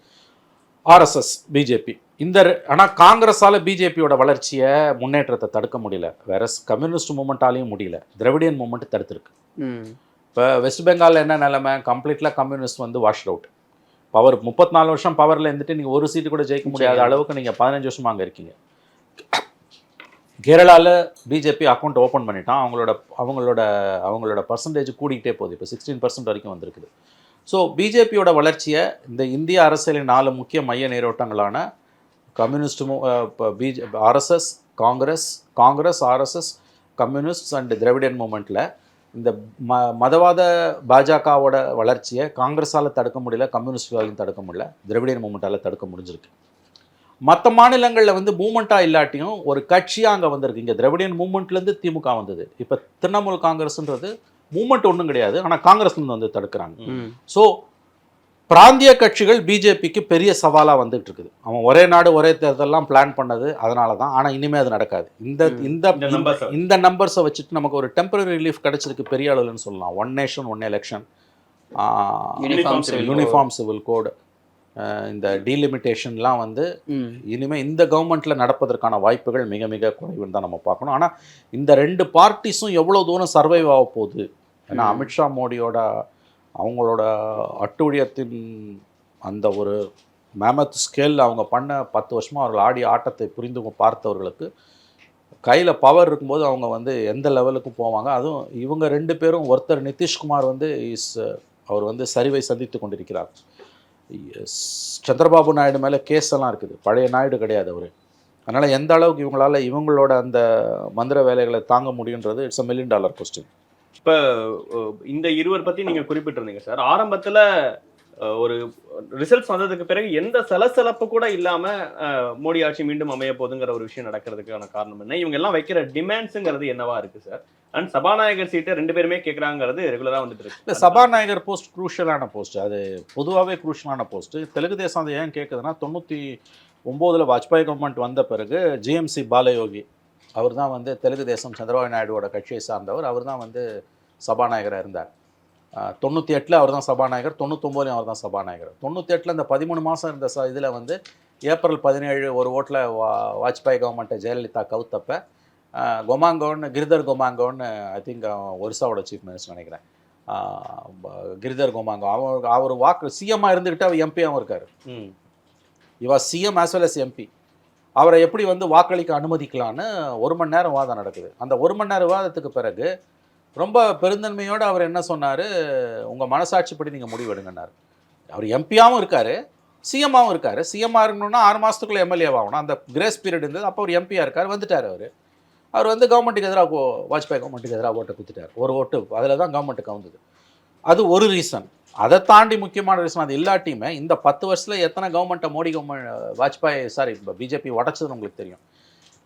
தெலுங்கானா ஆந்திராவில் மட்டுமே டிஃப்ரெண்ட்டான கேசஸ் வந்து என்னன்னு கேட்டிங்கன்னா, ஸ்பீக்கர்ஸோட பவர்ஸ் வந்து இந்தியா முழுவதுமே, நம்ம ஊரில் கூட நம்ம பார்த்தோம். இந்த ஜெயலலிதா மரணத்துக்கு பிறகு 11 எம்பிஸ் கேஸில் பார்த்தோம். அப்புறம் 18 எம்பிஸ் டிடிவியோட பண்ண 18 எம்பிஸ் கேஸ்லலாம் பார்த்தோம். ஸ்பீக்கர்ஸ் வந்து என்ன பண்ணுறாங்கன்னு கேட்டிங்கன்னா, தெளிவாக வந்து விப்புக்கு எதிராக ஓட்டு குத்துனா டிஸ்குவாலிஃபை பண்ணணும். ஆனால் டிஸ்குவாலிஃபை பண்ணாமலே வச்சுருந்தான். எங்கன்னு கேட்டிங்கன்னா ஜெகனோட கேஸில் ஆந்திர பிரதேஷில். தெலுங்கானாவில் தலைகீழ இருந்தது. ஸ்பீக்கர்ஸுக்கு மேண்டமஸ் உத்தரவு கேட்டு சுப்ரீம் கோர்ட்டில் போன பல வழக்குகள், ஹைகோர்ட்ஸில் இருக்க பல வழக்குகள் ஸ்பீக்கர்ஸ்க்கு எதிராக அப்படியே தேங்கி நிற்கிது. ஏன்னா ஸ்பீக்கர்ஸ் வந்து சீஃப் மினிஸ்டர்ஸோட கைப்பாவையாக இருக்கிறதால கட்சித்தாவல் தடை சட்டம் ஆன்டி டிஃபெக்ஷன் லா தெளிவாக சொல்லுது, விப்பை மீறி ஓட்டு போட்டால் அவன் இன்ஸ்டன்ட்லி டிஸ்குவாலிஃபைடு. ஆனால் அதை டிஸ்குவாலிஃபை பண்ணாமலே வச்சுருக்கானுங்க. நீங்கள் ஸ்பீக்கருக்கு மேண்டமஸ் கேட்டு போனால் அது பல வருஷம் ஆகுது. ஆகவே எல்லா கட்சிகளையும் கடந்த 10 ஆண்டுகளில் உடைத்த மோடி கண்டிப்பாக தன்னுடைய கட்சியும் உடைப்பார் என்று அஞ்சுகிறார், நம்புகிறார், எதிர்பார்க்கிறார் சந்திரபாபு நாயுடு. ஆனால் அதே நேரத்தில் இன்றைக்கி மோடியை சப்போர்ட் பண்ணாமலும் அவரால் இருக்க முடியாது. அவருக்கு நெருக்கடிகள் இருக்குது. அதனால் வந்து இதை வந்து டாக்டிக்கலாக இது பண்ணணும், செக்ஸ் அண்ட் பேலன்ஸில் வைக்கணுன்ட்டு தான் அவரோட ஒரு சேஃப்டி வால்வாக அவர் வந்து ஸ்பீக்கர் போஸ்ட்டை கேட்குறாரு. ஸ்பீக்கரே மோடி வேலைக்கு வாங்கிட்டாருன்னா அது ஒன்றும் பண்ண முடியாது, அது வேறு விஷயம். இப்போ வந்து 2/3 ஸ்பிளிட்டுன்றோம், கட்சியை மொத்தமாக வேலைக்கு வாங்கிட்டா இப்போ ஹோல்சேல் பர்ச்சேஸ் தான் நடக்குது. But some deterrent will be there. அதுக்கு தான் வந்து அவங்க இந்த ஜிஎம்சி பாலகியோட கிரிதர் கொமாங்கோ இஷ்யூ மட்டுமல்ல, அது மட்டுமல்ல, இந்த 10 வருஷத்தில் எத்தனை கட்சியை உடச்சானுங்கன்னு நீங்கள் பார்த்தீங்கன்னா, இன்ஸ்பைட் ஆஃப் ஆன்டி டிஃபெக்ஷன்லாம் இது நடக்குது. இன்னொன்று என்ன, அவங்க வந்து ரிசைன் பண்ணிட்டு வாண்டுறாங்க. ஆனால் எம்எல்ஏஸை ரிசைன் பண்ணி வந்த மாதிரி எம்பிஸை ரிசைன் பண்ண சொல்லி பண்ண முடியாது. பட் கட்சியை உடைக்கிறாங்கன்னு வச்சுக்கோங்க. ஆன்டி டிஃபெக்ஷன் லா அப்படி இப்போ நீங்கள் வந்து 16 எம்பிஸ் இருக்காங்க. 16 எம்பிஸில் 2/3 இட்ஸ் அ ஸ்பிளிட். 2/3 எவ்வளோ, 7 பேர் வரணும். 12-13 பேர் வரணும். 11 பேர் வரான்னு வச்சுக்கோங்களேன். ஸ்பீக்கர்ஸ் டிஸ்கிரிப்ஷனு கவர்மெண்ட்டை வந்து நான் அப்புறம் டிசிஷன் சொல்கிறேன்னு கவர்மெண்ட்டு நோ கான்ஃபிடன்ஸில் தப்பிச்சிரும். ஸ்பீக்கர் டிசிஷன் எடுப்பாமல் இருப்பார். வேறு இவங்க ஸ்பீக்கர் இருந்தால் இன்ஸ்டன்ட் டிஸ்குவாலிஃபிகேஷன். நீங்கள் ஏன் வந்து ஸ்பீக்கர் போஸ்ட்டை வந்து சந்திரபாபு நாயுடு அவ்வளோ இன்சிஸ்ட் பண்ணுறாருன்னு நீங்கள் புரிஞ்சுக்கணுன்னா, ஜிஎம்சி பாலயோகி, கிரிதர் கொமாங்கோ அந்த கிடையாது. Not that. That's only peripheral issue என்னை பொறுத்த வரைக்கும். இன்சிஸ்ட் பண்ணுறதுக்கான காரணம் தன்னுடைய கட்சியை கண்டிப்பாக at some point of time 3 மாதம் பொறுத்தோ 6 மாதம் பொறுத்தோ 1 வருஷம் பொறுத்தோ மோடி உடைப்பார். அதுக்கு தனக்கு ஒரு சேஃப்டி வால்வ் இருக்கணும் ஸ்பீக்கர் கையில் இருந்தான்னு அவர் நம்புறாரு. ஸோ மோடி மீதான நாயுடுவின் நம்பகத்தன்மை எந்த அளவுன்றது நீங்கள் இதிலே புரிஞ்சுக்கலாம். நிதிஷ்குமாரும் they are very shrewd politicians, old fox 2 பேருமே. அவங்களுக்கு தெரியும் மோடி என்ன பண்ண போகிறாருன்னு. ஆனால் தெரிஞ்சுதான் இந்த கேம் அவங்க ஆடுறாங்க. அதனால தான் ஸ்பீக்கர் போஸ்ட்டை இன்சிஸ்ட் பண்ணுறாங்க. தமிழ்நாட்டுக்கு வந்தோன்னா நீங்கள் தொடர்ந்து சொல்லிகிட்டே இருந்தீங்க 40க்கு 40 எழுதி வச்சுக்கோங்க, அது திமுக கூட்டணிக்கு தான் போக போகுது அப்படிங்கிறது. அதே நம்பர்ஸ் தான் வந்திருக்கு. அது எதனாலேன்னு நினைக்கிறீங்க? Very simple. நான் அதை சொன்னது ஒன்றும் பெரிய நான் ஒன்றும் விஞ்ஞானி கிடையாது. விருப்பு வெறுப்பு இல்லாமல் அரசியலை பார்க்குறவங்களுக்கு அது புரியும். ஏன்னா நம்பர்ஸ் கேம் அது வந்து. அதிமுக பிஜேபி அலையன்ஸ் இருந்திருந்துன்னா, மறுபடியும் நான் சொல்கிறேன், 2019 இருந்த ADMK PMK BJP DMDK alliance with smaller parties இருந்திருந்ததுன்னா இன்னைக்கு ரிசல்ட் வந்து கண்டிப்பாக வந்து ஒன் சைடாக போயிருக்காது. அப்பயும் டிஎம்கே அலையன்ஸ் பெருவாரியான இடங்களில் இன்னைக்கு ஃபுல்லாக பெரிய விவாதம் நான் கேள்விப்பட்டேன். கண்டிப்பாக என்னோட அசஸ்மெண்ட் வந்து அப்போ 25-15 ஆர் 28-12ன்னு போயிருக்கும். அதாவது திமுக கூட்டணி 25, ஏடிஎம்கே பிஜேபி பாமக தேமுதிக அலையன்ஸ்க்கு வந்து 15, அல்லது 2009 வந்தமா ஏடிஎம்கேக்கு அலையன்ஸ் 12, டிஎம்கே 28ன்னு போயிருக்கும். கண்டிப்பாக இந்த ஒன் சைடடாக 40க்கு 40 சத்தியமாக வந்திருக்காது. ஏன்னா கீழே ஒரு ஆன்டி இன்கம்பன்சி இருக்குது. ரெண்டாவது வந்து 2 பார்லிமெண்ட் எலெக்ஷனை ஸ்வீப் பண்ணாலாம் ரொம்ப அரிதான நிகழ்வு. In spite of all these things நம்ம வந்து கிரெடிட் ஸ்டாலினுக்கு கண்டிப்பாக கொடுக்கணும். ஏன்னு கேட்டிங்கன்னா, தமிழ்நாட்டில் வந்து உங்களுக்கு anti BJP anti Modi feeling வந்து இமயமலை அளவு உயர்ந்து இருக்குன்றது உண்மைதான், நான் மறுக்கல. இங்கே ஒரு லேம்ப் போஸ்ட்டை கேட்டால் கூட அது ஆன்டி பிஜேபின்னு தான் சொல்லும். பட் நீங்கள் ப்ராக்டிக்கல் பாலிடிக்ஸ்னு வரும்போது இந்த கவர்மெண்ட்டு மேலே ஒரு ஆன்டி இன்கம்பன்சி இருக்குது, இல்லைன்னா நம்ம சொல்ல முடியாது. 2019 ஸ்டாலினுக்கு இருந்த ஒரு பெரிய அட்வான்டேஜ் என்னன்னு கேட்டிங்கன்னா, அவங்க 8 வருஷம் இப்போ பவரில் இல்லை. 2011 பவரை இழக்கிறாங்க ஸ்டேட்டில், 13 சென்ட்ரல் கவர்மெண்ட்லேருந்து வெளியில் வராங்க. ஸோ அவங்க 2019 மக்களிடம் போகும்பொழுது அவங்க பவரில் இல்லை. அதனால் ரெண்டாவது ஜெயலலிதாவும் இல்லை. அதனால் அவங்களால 38 சீட் அடிக்க முடிஞ்சுது. இப்போ 3 வருஷம் பவரில் இருந்துட்டு எந்த கவர்மெண்ட்டு போனாலும் there will be some losses. நான் வந்து மொத்தமாக திமுக தோற்றுரும் அப்படிலாம் நான் சொல்லலை. நீ கூட எஸ்பி வேலுமணி வந்து நாங்கள் 30 சீட் ஜெயிச்சிருப்போம், 35 சீட், நான் அந்த கவுண்ட்லாம் போகலை. அது ரொம்ப எக்ஸாஜரேட்டட். டெஃபினட்டாக வந்து அது ஒரு 30-10 அல்லது 28-12 லெவலுக்கு கண்டிப்பாக போயிருந்திருக்கும்.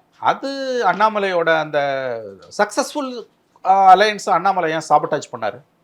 ஆச்சரியமா இருக்குது எனக்கு. வந்து அது புரியாத அளவுக்கு ஒரு ஒன்றும் விவரமறியாத அரசியல்வாதி கிடையாது. இல்லை, அமித்ஷாவும் மோடியும் கூட பேசுகிறாங்க. அவங்க வந்து அப்போ ஆணவத்தில் இருந்தாங்க. அந்த பீரியடில் அவர் வந்து எண்மண்ணின் மக்கள் யாத்திரை போகும்போதெல்லாம் இங்கே வந்து அவங்க வந்து நம்ம வட இந்தியாவில் நம்ம தான் டாப்பு, நம்மளை யாரும் அசைக்க முடியாது, ஆட்ட முடியாது, 307 சீட்டு ஜெயிப்போம். நானும் அப்படியே அந்த பேச்செல்லாம் வந்துருச்சு. தமிழ்நாடு வந்து நமக்கு கவனத்திலே போனா போட்ட தமிழ்நாடுன்ற ஒரு ஆணவத்தில் இருந்தாங்க. ஒரு விஷயம் உங்களுக்கு புரியல, வரலாறு வந்து சமகால வரலாறு கூட அவங்க படிக்கல. அதாவது those who refuse to learn from history are condemned to repeat இன்னும். வரலாறை படிக்க மறுப்பவர்கள் வரலாற்று தவறுகளை மீண்டும் செய்ய சபிக்கப்படுவார்கள். அதான் 2004 தமிழ்நாட்டில் 40 சீட்டும் இதே மாதிரி வாஷ் அவுட். ஏடிஎம்கே 7, பிஜேபிக்கு ஜெயலலிதா 7 சீட்டு கொடுத்து அவங்க 33 சீட்டு போட்டு ADMK BJP alliance wash out. Congress DMK left PMK DMK எல்லாம் ஸ்வீப் பண்ணாங்கல்ல. அப்போ அன்றைக்கு மாலை அத்வானி சொன்னது தமிழ்நாடு லெட் டவுன்னஸ்னார். ஏன்னா யூபிஏ மன்மோகன் சிங் ஃபர்ஸ்ட் கவர்மெண்ட்டில் காங்கிரஸுக்கும் பிஜேபிக்குமான இடைவெளி ஜஸ்ட் 7 சீட்ஸ். 145 காங்கிரஸ், பிஜேபி 137. இங்கேருந்து ஒரு 20-10 போயிருந்தனா கூட அங்கே ஆட்சி மாற்றம் வந்திருக்காது. ஆகவே அந்த புரிதல் வந்து அமித்ஷா மோடிக்கு இல்லை. இவங்க வந்து அதாவது எப்படி சொல்கிறது, அண்ணாமலையோட அந்த தவறு என்பது வந்து இட் வாஸ் அ பிளண்டர். இது வந்து இவங்க தமிழ்நாட்டில் ஒன் சைடாக இந்த முடிவுகள் போனதுக்கு காரணம். நான் மறுபடியும் சொல்கிறேன், ஏடிஎம்கே பிஜேபி அலையன்ஸ் இருந்திருந்தனா அவங்க ஸ்வீப் பண்ணியிருப்பாங்கன்னு நான் சொல்லலை. I'm not saying that. But டெஃபினட்டாக வந்து 40 ஜெயிச்சிருக்க முடியாது, ஒருபோதும் வாய்ப்பு கிடையாது. குறைஞ்சது 10-12 சீட்டாவது அவங்க ஒரு டஃப் ஃபைட்டை கொடுத்துருப்பாங்க, என்னதான் ஆன்டி மோடி ஆன்டி பிஜேபி இருந்திருந்தாலும். For example you take Andhra, முஸ்லிம்ஸுக்கு எதிராக பேசிக்கிட்டே இருந்தார் Modi, but still Muslims voted for Chandrababu Naidu was with BJP alliance. அதுதான் மக்களோட புரிதல் தான். ஓட்டிங்னு வரும்போது அது ஓரளவுக்கு அது மாறும், மொத்தமாக ஒன் சைடாக டில்ட் ஆகாமல். இந்த அளவுக்கு உங்களுக்கு வந்து உங்களோட பேஸ் 3% ஓட்டு, அது அதிகபட்சம் 3 மடங்காக வச்சு நீங்கள் 10%ன்னு போனாலும் எலெக்ஷன்ஸை மேனேஜ் பண்ணுறதுன்றது பெரிய விஷயம். பூத் கமிட்டி மேனேஜ்மெண்ட்ன்றதுன்னா 68,000-70,000 பூத் இருக்குது. பூத் கமிட்டி மேனேஜ்மெண்ட்லாம் நீங்கள் எப்படி பண்ணுவீங்க? உங்களால் எப்படி ஒரு எலெக்ஷனை வந்து ஏடிஎம்கே ஆர் டிஎம்கே இல்லாமல் ஃபேஸ் பண்ண முடியும்? அது ஏன் வந்து பிஜேபி தலைமை அனுமதிச்சதுன்னா அரகன்ஸ். நமக்கு யூபியில் 80 வந்துடும், மத்திய பிரதேசில் 29 வந்துடும், கர்நாடகாவில் 25 வந்துடும், தமிழ்நாடு வந்தால் வருது வராட்டி போகுது. ரெண்டாவது அண்ணாமலை வேறு சொல்கிறாரு நான் தனியாக ஜெயிச்சிருவேன்னு, நான் இன்ஃப்ளூயன்ஸுன்னு, 2 சீட்டு வந்தாலும் லாபம் தானே, அப்படிலாம் அவங்க தப்பு கணக்கு போட்டாங்க. பட் இதை வந்து அவங்க பிப்ரவரி வாக்கில் உணர்றாங்க, இது ஃபெயிலியர் மாடலில் திரும்ப வர ட்ரை பண்ணுறாங்க. அப்படி தான் நாயுடு ரீச் அவுட் பண்ணாங்க, அப்படி தான் ஆர்எல்டியை ரீச் அவுட் பண்ணாங்க. இங்கே வரும்போது அதுக்குள்ளே காலம் கடந்து போயிடுச்சு. ஞாபகம் வச்சுக்கோங்க, 9 வருஷமாக கூட்டாத என்டிஏ கூட்டத்தை மோடி அவர்கள் கூட்டுறாரு. இந்தியா அலையன்ஸ்னு பேர் வைக்கிறாங்க பெங்களூரில். அந்த என்டிஏ கூட்டத்தில் மோடி பக்கத்தில் ரைட் ஹேண்டில் உட்காந்துருந்தது எடப்பாடி பழனிசாமி. அது நடந்த 20வது நாள் அவர் கூட்டணியை விட்டு வெளியில் வராருங்க. ரெண்டாவது டெல்லியில் அழைத்து அமித்ஷா உட்கார்ந்து இருப்பார். எதிர்க்க எடப்பாடி, சிவி சண்முகம் இவங்கெல்லாம் உட்காந்துருப்பாங்க. இந்த பக்கம் திடீர்னு அண்ணாமலை வந்து உட்காருவார். அப்போ பாடி லாங்குவேஜ் பார்த்தாலே உங்களுக்கு தெரியும் அவங்க எவ்வளோ அரகண்ட்டாக இந்த பார்ட்டியை நடத்துனாங்க. இங்கே either with ADMK or DMK இல்லாமல் நீங்கள் ஜீரோன்றது எல்லாருக்கும் தெரியும். 98 ஜெயலலிதா 4 சீட்டு கொடுத்தாங்க, 99 கலைஞர் 4 சீட்டு கொடுத்தாரு பார்லிமெண்ட்டில். அசம்பிளியில் 2001 4 சீட்டு ஜெயிச்சு போனீங்க, அதுக்கு டிஎம்கே புண்ணியத்தில். அதுக்கு பிறகு 20 வருஷம் பொறுத்து ஏடிஎம்கே புண்ணியத்தில் தான் மறுபடியும் 4 சீட்டு. வேலாயுதம் மட்டும்தான் ஒரே ஒரு தடவை தனியாக ஜெயிச்சார். பொன்னார் வந்து 14, அது தட் வாஸ் ஆக்சுவலி ஆபரேஷன், அவ்வளோதான். மற்றபடி நீங்கள் எங்கே ஜெயிச்சிருக்கீங்க? அப்போ இந்த பேசிக் அண்டர்ஸ்டாண்டிங் ஏன் இல்லை? நிறைவா சார் இப்படி தனியா போனது காரணமா இங்க பாஜக வளர்ந்துருக்குன்னு நினைக்கிறேன், இதுதான் வளர்றதுக்கான நடைமுறைன்னு நினைக்கிறேன் அப்படின்னு சொல்லிட்டே இருந்தாரு. ரிசல்ட்ஸை பார்க்கும்போது உங்களுக்கு பாஜக வளர்ந்துருக்குன்னு தமிழ்நாட்டில் தோணுதா? பர்சன்டேஜஸ் ஏதோ கூடி இருக்குன்றாங்க. நான் ஃபுல்லாக ஸ்டாட்டிஸ்டிக்ஸ் பார்க்கல. அது கூடினா கூட பெரிய விஷயம் கிடையாது. அதை வச்சு அவங்க ஒன்றும் பண்ண முடியாது. யூசி நீங்கள் ஜெயிக்கிறதுக்கு 30% கிராஸ் பண்ணணும் அசம்பிளி ஆர் பார்லிமெண்ட். நீங்கள் வந்து 3%ன்றது 9% ஆயிருக்கலாம், அது 12% ஆயிருக்கலாம். Even if it reaches 20% doesn't mean anything. ஏன்னா நீங்கள் ஜெயிக்க போகிறது இல்லை. கேரளாவில் 16% வந்திருக்காங்க, இன்றைக்கி ஒரு சீட்டு ஜெயிச்சிருக்காங்க. அந்த மாதிரி நீங்கள் வந்து இன்றைய கட்டத்தில் வந்து அவங்களோட ஆக்சுவல் ஃபிகர்ஸ் என் கையில் இல்லை. ஓரளவு அவங்களுக்கு வளர்ச்சி இருக்குன்றது உண்மை தான், நான் மறுக்கலை. அதை வச்சு ஒன்றும் பண்ண முடியாது. இந்த குரோத்தை வச்சு 26 இப்போ நான் நெக்ஸ்ட் டார்கெட் வந்து எல்லாரும் பேச வேண்டியது 26 அசம்பிளி. அதில் வந்து பிஜேபியோட இந்த நம்பர்ஸ் இப்போ ஒருவேளை அவங்களுக்கு கூடியிருக்குன்னு நானும் நம்புகிறேன். அதை வச்சு ஒன்றும் நீங்கள் பண்ண முடியாது. Either with DMK or ADMK போனீங்கன்னா தான் இனிமேல் உங்களால் ஜெயிக்க முடியும். இனிமேல் இந்த தனியாக நிப்போன்றதெல்லாம் வந்து நான் கட்சியை வளர்ப்பன்றதெல்லாம் விஷ பரீட்சை இல்லை. 26ல் ஆட்சியை பிடிப்போன்றாரு சார் யார்? அண்ணாமலை. அது கண்டினியூஸாக அப்படி தான் பேசுகிறாரு. அவர் 2021 வந்தோன்னே என்ன சொன்னார்? இனிமேல் டிஎம்கே வர்சஸ் பிஜேபி தான். இந்த எலெக்ஷனில் பேசாத 12 இடத்துல 2வது இடம் சார் பாஜக. அது மேக்ஸிமம் அவ்வளோதான், அதுக்கு மேலே அது வளராது. நீங்கள் அசம்பிளியில் எவ்வளோ போய் ஜெயிப்பீங்க? நாங்கள் 26ல் ஆட்சியை பிடிப்போன்றதெல்லாம் அதான் அவர் வந்து ஃப்ரஸ்ட்ரேஷனில் பேசுகிறாரு. பிஜேபி தலைமை தான் அது குறித்து முடிவு செய்ய வேண்டும். நமக்கு ஒன்றும் நமக்கு அதுக்கும் கவலை கிடையாது. அவர் பேசிட்டு போட்டோம், அப்படியே பேசிட்டு போட்டோம். தொடர்ந்து அவர் இப்படி தான் பேசிகிட்டு இருக்காரு. மக்கள் முடிவு செய்வார்கள். ஆனால் என்ன ஒன்று, தமிழ்நாடு பிஜேபியோட ரேடாரில் இப்போ இருக்காது. அவங்க கவனம் பூரா வந்து both for DMK and ADMK ஒரு குட் திங் என்னென்னா, இன்ஃபேக்ட் தமிழ்நாடு கவர்மெண்ட்டுக்கும் ஒரு ப்ரீத்திங் டைம்ஸ் கிடச்சிருக்கு, ஒரு ரிலீஃப் கிடச்சிருக்கு தான் நான் பார்க்குறேன். ஃபார் தட் மேட்டர் எல்லா நான் பிஜேபி ரூல்டு ஸ்டேட் கவர்மெண்ட்ஸ்க்குமே, மம்தா பானர்ஜி, ஸ்டாலின், எல்லாருக்குமே வந்து உங்களுக்கு வந்து சித்தராமையா அட்லீஸ்ட் நெக்ஸ்ட் 6 மந்த்ஸுக்காவது வந்து இவங்களுக்கு ஒரு பிரீதர் கிடச்சிருக்கு. ஏன்னா அந்த கவர்மெண்ட்டை கன்சால்டேட் பண்ணுறதுல தான் அவங்களோட கவனம் இருக்கும். ஏன்னா அவங்களுக்கு மெஜாரிட்டி கிடையாது. ஃப்ளோர் மேனேஜ்மெண்ட் இனிமேல் வந்து ரொம்ப முக்கியம். அதனால் இப்போதைக்கு இந்த இடியோட அட்ராசிட்டிஸு, சிபிஐ, ஐடி அட்ராசிட்டிஸ்லாம் இந்த எதிர்க்கட்சி ஆளக்கூடிய ஸ்டாலின், மமதா, ரேவந்த் ரெட்டி, இவங்களுக்கு சித்தராமையா, பகவத்சிங் மான், இவங்களுக்கெல்லாம் இப்போதைக்கு இதுலேருந்து ரிலீஃப் கிடச்சிருக்கு தான் நான் பார்க்குறேன். ஏன்னா பிஜேபியோட கவனம் முழுக்க இனிமேல் டெல்லியை கன்சால்டேட் பண்ணுறதுக்கு அட்லீஸ்ட் ஃபார் நெக்ஸ்ட் 6 மந்த்ஸ் இருக்கும். தமிழ்நாடு பிஜேபியோட விஷயங்களை பற்றி டெல்லி பிஜேபி பெருசாக கவலையப்படாது. ஏன்னா இன்னும் அடுத்த எலெக்ஷன் 26ல் தான். ஏன்னா தொடர்ந்து 40 சீட்டு சைபர் ஆகுது. 3வது எலெக்ஷனில் வாஷ் அவுட்டுங்க. இங்கே ஒன்றும் பெருசாக நடந்துட போகிறது கிடையாது. அதனால் அவங்களோட ரேடாரில் தமிழ்நாடு இல்லை என்பது தான் இந்த தேர்தல் நமக்கு உணர்த்தக்கூடிய பாடம். ஆனால் இதை நம்பி தானே கவர்னர் பொசிஷன் விட்டுட்டு தமிழிசை வந்தாங்க. எம்எல்ஏவாக இருந்துக்கிட்டே நயினார் கண்டெஸ்ட் பண்ணார். இப்போ 4 கோடி கேஸில் வேறு மாட்டிக்கிட்டாரு. டிடிவியெல்லாம் போய் சேர்ந்தார். ஓபிஎஸ் வேறு அதிமுக மீட்க வழின்னு பார்த்தாரு பாவம். ஸோ இதெல்லாம் இப்போ இந்த கனவுகள்லாம் என்ன ஆகும்? அதுக்கு யார் பொறுப்பு? மோடியா பொறுப்பு? உங்களுக்கு வந்து அரசியல் தெரியல அல்லது வந்து தமிழிசை அண்ட் நயினார்லாம் part of the BJP. Ups and down இருக்க தான் செய்யும். 2 ஸ்டேட்டுக்கு கவர்னராக இருந்த தமிழிசை வந்து திரும்ப நின்று தோத்தாங்க. இனிமேல் கவர்னராகவும் போக முடியாது அவ்வளோ சீக்கிரம். ஏன்னா ஒவ்வொரு கவர்னர் போஸ்டிங்கும் இனிமேல் வந்து அவங்க நாயுடு அண்டு அவன் எவ்வளோ கேட்குறான்னு தெரியாது. நம்ம இவங்க 2 பேரை பற்றி தான் பேசுகிறோம், நாயுடுவையும் நிதிஷையும் பற்றி. அதை தாண்டி ஆர்எல்டி இருக்கு, 17 இண்டிபெண்டன்ஸ் ஷிண்டே இருக்காங்க. இவங்க எல்லாரையும் நீங்கள் மோடி வந்து காம்ப்ரமைஸ் பண்ணணும்னா இந்த மாதிரி கவர்னர் போஸ்டெல்லாம் கொடுத்து தான் பண்ண முடியும். 2 ஸ்டேட்டுக்கு கவர்னராக இருந்த தமிழிசை ஒரு ஸ்டேட்டுக்கு கவர்னராகவும் இல்லாமல் எம்பியாகவும் இல்லாமல் இன்றைக்கி நிற்கிறாங்க. அவங்க பாவம். சிபிஆர் மாதிரியே சிபிஆருக்கு வந்து இப்போ 3 ஸ்டேட் இருக்குது. சிபிஆர் தப்பிச்சுப்பார், அவர்கிட்ட ஒரு ஸ்டேட்டு இருக்குது. ஸோ அந்த காலத்தில் எழுதினார். எப்போ தெரியுமா? அது வந்து மன்மோகன் சிங் கவர்மெண்ட் 2006ல் இதே மாதிரி தோற்று யாரோ ஒரு தேர்தலில் தோற்ற 3-4 பேரை கவர்னர் ஆக்கினப்ப இது ஒன்றும் தப்பு கிடையாது. காதலில் தோற்றவன் கவிஞனாகிறான், தேர்தலில் தோற்றவன் கவர்னர் ஆகிறான்.